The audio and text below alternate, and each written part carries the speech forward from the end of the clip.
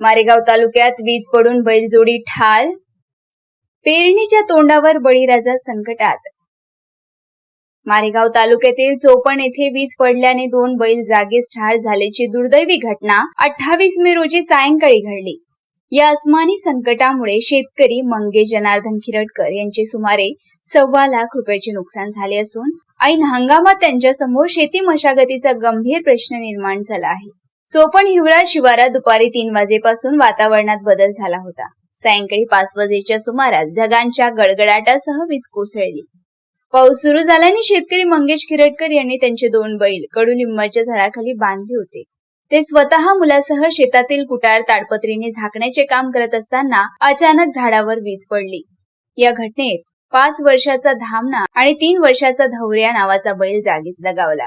डोळ्या देखत बैलजोडी गमावल्याने शेतकऱ्यांना मोठा मानसिक धक्का बसला आहे। मृत बैलांची बाजारपेठीय किंमत 1 ते 1.5 लाख रुपये आहे।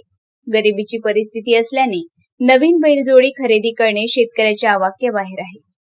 विशेष म्हणजे घटना घडून 2-3 तास उलटल्यानंतरही सायंकाळी 7 वाजेपर्यंत महसूल विभागाकडून पंचनामा झाला नव्हता।